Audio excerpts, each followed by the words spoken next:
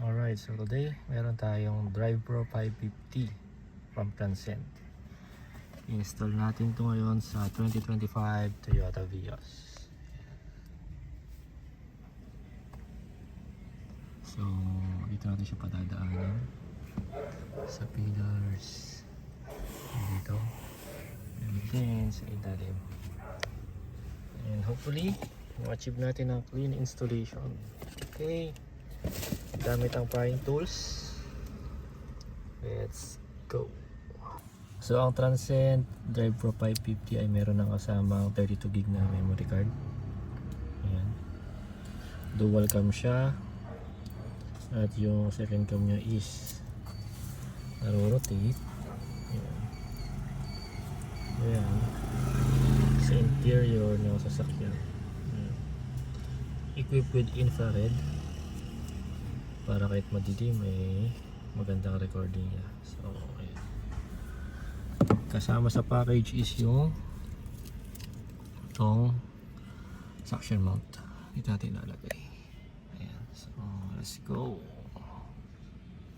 At yung ano pala, power cable niya. Ayan. Ang ganda. Ang ganda niya. Hindi siya sa gabal. So nandito na yung wire. Okay. Ito, napadaanan natin siya dito sa kisame and then sa pillar. Ayan, dito. Ayan, so medyo mahirap-hirap lang dito sa part na to. Tiis lang. So ayan guys, saktong-sakto yung wire.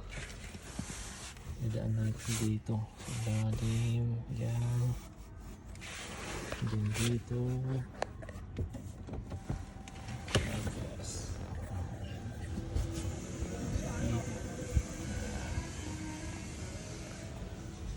And there we go. So start natin siya for the first time. Let's go. Ayan, so sa settings, ayan, so naka-default na agad yung time niya, no? Maganda yung ano nito, firmware nito. Tapos ang pinaka-binabago ko lang dyan is yung G-sensor. Minsan turn off ko or naka-low. Tapos sa video length, sineset natin ng 1 minute lang para hindi mabigat. And the rest is default na.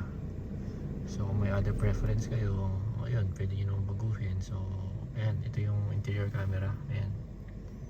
Ayan. Naka-infrared siya.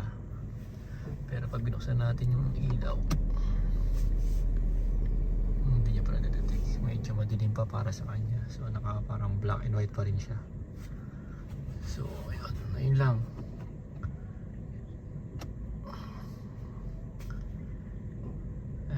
Mas ma-appreciate nyo ito pag ano, na-i-download nyo yung videos sa unit nyo. So ayun, download kayo ng app para makakonect dito sa Drive Pro.